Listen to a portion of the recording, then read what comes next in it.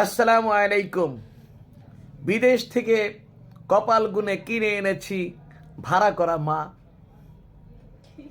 বিদেশ থেকে কপাল গুনে করেছি ভাড়া একটি মাত্র মা।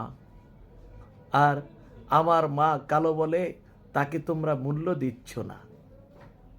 প্রিয় দেশবাসী ভাই বোনেরা, আমরা আজ বাংলার মানুষ, আজ আমরা গার্ডিয়ান হারা। আজ আমরা গার্ডিয়ান হারা। কোনো দিক থেকেই আমাদের কোনো গার্ডিয়ান নেই, কোনো বড় বোনও নেই, বড় ভাইও নেই। আমরা এখন গার্ডিয়ান হারা, আমরা এখন পরিচয়বিহীন মানুষ। এটা বাঙালি জাতির দুর্ভোগ, আমাদের দুর্ভোগ, আমাদের কষ্ট। আমাদের বড় বোন নেই, আমাদের বড় ভাইও নেই, আমাদের মাও নেই, আমাদের বাবাও নেই, আমাদের কেউ নেই। আমাদের ভাড়া করা মা দিয়ে কি আর সংসার চলে? ভাড়া করা মা দিয়ে আর এই সৎ মা দিয়েও কি সংসার, সৎ মা হলেও আপনার সংসার চলতো? তাকে তো মা বলে তো ডাকতে পারতাম।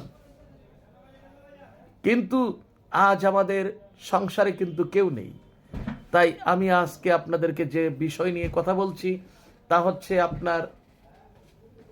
আমরা যতই যা বলেন, আমরা আজ হোমিও আলারা, হোমিওর প্রকৃতপক্ষে আমাদের হোমিওর কোনো পিতা, বাংলাদেশের হোমিওর কোনো পিতা নেই, বাংলাদেশে হোমিওর কোনো মাতা নেই, বাংলাদেশে হোমিওর কোনো বড় ভাই নেই, বাংলাদেশে হোমিওর কোনো বড় বোনও নেই।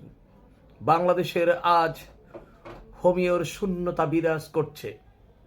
তা না হয় এই দেশে যেভাবে এলোপতিকে আমাদের সাথে যেভাবে করছে, আমাদের মানুষের সাথে, সাধারণ মানুষের সাথে যেভাবে করছে, তারা আপনার চিকিৎসা নিতে গেলে তারা যেন সমস্ত ঔষধের নাম ভুলে গেছে, রোগের নাম ভুলে গেছে। এলোপতিকালারা সমস্ত রোগের নাম ভুলে গেছে, ঔষধের নাম ভুলে গেছে, তারা চিকিৎসার নাম ভুলে গেছে। এখন তারা আমার আপাময় জনসাধারণ যারা শুধু কষ্ট করে বর্তমানে বাংলাদেশে যেভাবে জীবন যাপন করছে, তার মধ্যে তাদের কাছে গেলেই তারা কিছু পরীক্ষা দিচ্ছে। এই পরীক্ষার নামে তারা 50% টাকা তারা হাতিয়ে নিচ্ছে। যে সকল ডাক্তারগণ, এলোপ্যাথিক ডাক্তারগণ 50% টাকা হাতিয়ে নিচ্ছে। এখন আর কোনো এলোপ্যাথিকের কোনো MBBS ডাক্তার পরীক্ষা ছাড়া কোনো ওষুধ দিতে পারে না। এর মানে কি? এর জন্য প্রতিবাদ করার মতো কোনো ভাষা আমাদের নেই, প্রতিবাদ করার মতো কোনো কথা আমাদের নেই। আমাদের হোমিও থেকেও কোনো প্রতিবাদ করতে পারছে না। একমাত্র আমি ডাক্তার এনাম, বাংলাদেশে একমাত্র প্রতিবাদ করি আমি ডাক্তার এনাম হোমিওর পক্ষ থেকেই শুধুমাত্র প্রতিবাদ করি। আর কেউ আমার সাথে সব আপনার সামিলও করেন না। 570 জন হোমিও ডাক্তার আমাদের সাথে আছেন বলেই আমরা এতটুকু সাহস পাই। তা না হলে তো আজকে কথা বলার মতো সাহস পেতাম না। আমাদের টুটি টেনে ধরতো হোমিওয়ালা, ওই আপনার এলোপ্যাথিকালারা আমাদের হোমিওয়ালাদের টুটি টেনে ধরতো, টুটি চেপে ধরতো, আমাদের কণ্ঠে স্তব্ধ করে দিত, আমাদেরকে চিরতরে স্তব্ধ করে বিনাশ করে আমাদেরকে মাটির সাথে মিশে দিত। প্রিয় ভাই বোনেরা, তা না হলে আমার যে মায়েরা এলোপ্যাথিকের বিভিন্ন মেডিকেলে যাচ্ছেন, তারা কি পড়াশোনা করেছেন? তারা অভিজ্ঞতা অর্জন করেছেন? তারা আপনার মানে সরাসরি তারা প্র্যাকটিস করেছেন? তারা প্র্যাকটিস করার পরে তারা বিভিন্ন ডাক্তারদের সাথে সহযোগী হিসাবে 2 বছর থাকার পরেও, ইন্টার্নি করার পরেও কেন তারা কোনো প্রকারে কোনো ওষুধ দেয় না? আগে তারা পরীক্ষা দিচ্ছেন। সকল মানুষের কি পরীক্ষা করার মতো সমস্ত টাকা থাকে? অনেকেই 10,000, 15,000, 20,000 টাকা দিয়ে পরীক্ষা করার পরে ঔষধ কেনার কোনো টাকা থাকে না। এটা কি একবার লক্ষ্য করেছেন? তাহলে হচ্ছে কি, আমাদের দেশের প্রকৃতপক্ষে আমাদের দেশের কোনো বাবা নেই, কোনো মা নেই, কোনো বড় ভাই নেই, কোনো বড় বোন নেই, নেই আমাদের কোনো গার্ডিয়ান। যা কিছু আছে এগুলো ভাড়া করা। এই ভাড়া করা গার্ডিয়ান থাকার কারণেই আমার দেশে প্রকৃতপক্ষে চিকিৎসার নামে এখন মানুষদেরকে হয়রানি করা হচ্ছে।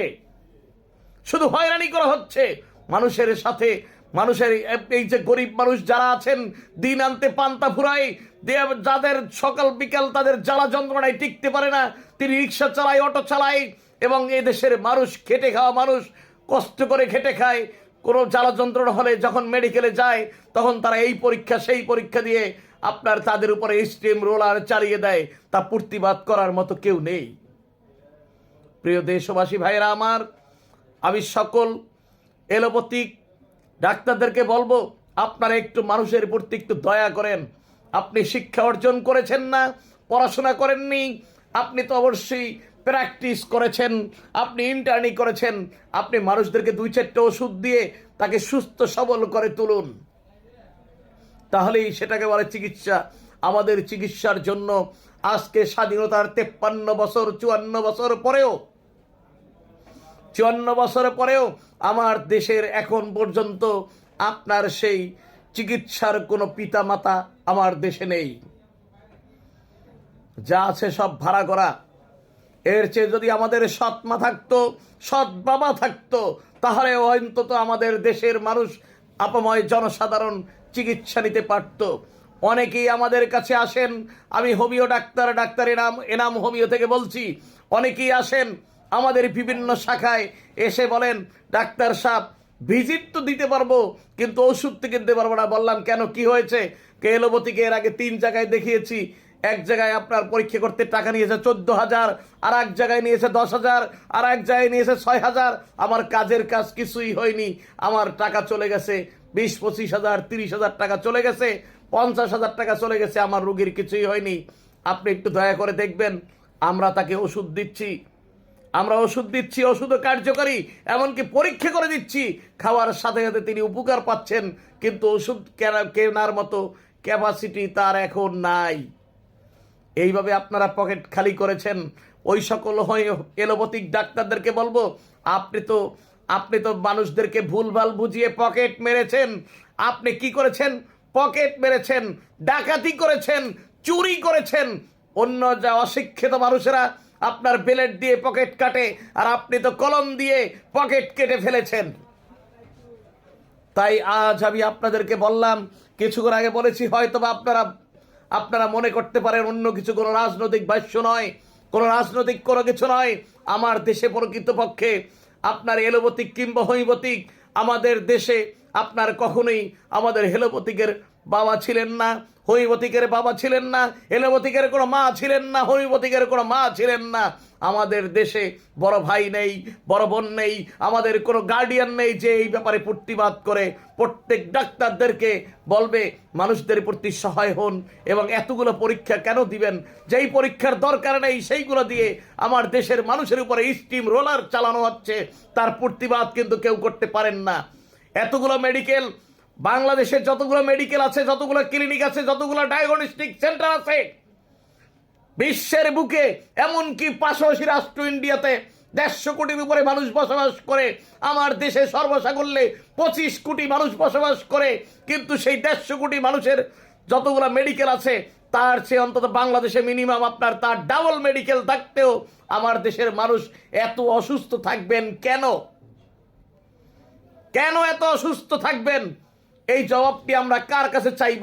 কারণ আমরা যে জবাব চাইব, আমাদের হোমিওপ্যাথিকের পিতা নেই, আমাদের এলোপ্যাথিকেরও পিতা নেই, আমাদের হোমিওপ্যাথিকের বড় ভাই নেই, আমাদের এলোপ্যাথিকেরও বড় ভাই নেই, আমাদের নাই আছে কোনো বড় বোন, নাই আছে কোনো গার্ডিয়ান। তাই আমি এই কারণে বলেছি, ভাড়া করে আনলাম আমরা একটি মাথা, এই ভাড়া করে মাথা দিয়ে, আর আপনার সেই মাথা দিয়ে কখনোই আপনার আমাদের দেশ যে চলছে, আজীবন আমাদের ভাড়া করা দিয়েই চলছে এই দেশের চিকিৎসা ব্যবস্থা। তা না হলে কেন?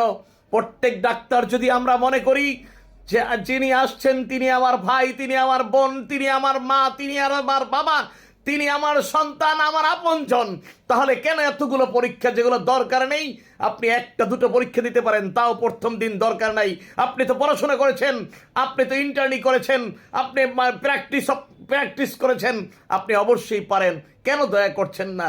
তাই আমি সবাইকে বলবো, ইনশাল্লাহ আপনারা আসুন, আমার সাথে একত্রতা ঘোষণা করুন, ইনশাল্লাহ এই দেশের মঙ্গল বয়ে আনবো। এই বলে আজকের জন্য বিদায় নিচ্ছি। আমি ডাক্তার এনাম হোমিও থেকে। আল্লাহ হাফেজ।